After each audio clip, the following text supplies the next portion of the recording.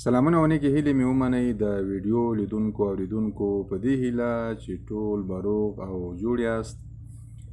دا د یو ځل بیا تاسو ته یو داسې ویډیو جوړوم چې په هغه کې د بادرنګو خوړلو ګټې بیانوم. بادرنګ د هغو سبزیو او میوو په سر کې راځي چې له تندې سره مقابله کوي.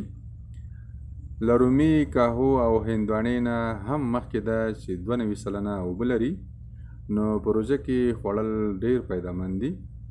بادرنګ د کاهو او رومي په پرتله ډېره لږه کالري لري، ځکه خو په ډنګرېدو کې پوره مرسته کوي.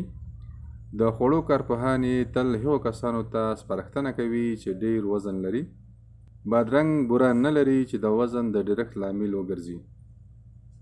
ځینو علمي څېړنو دا ښودلې ده چې بادرنګ دا وړتیا لري چې د سړیو جنسي ځواک لا زیات کړي، په ځانګړې توګه د هغو چا چې د کوروالۍ پر مهال ځانګړې ستونزې ولري.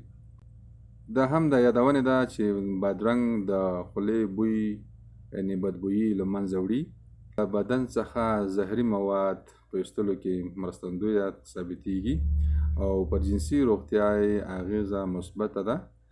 سرطان ناروغۍ ته هم ګټه رسوي. د بدن پوستې وچ وي، د بادرنګ کارول ورته ګټه لري. نو لیدو او ملتیا نه مو مننه. هیله کوم ویډیو سره شیر کړئ چې تر څو نور کسان هم ګټه ونه واخلي.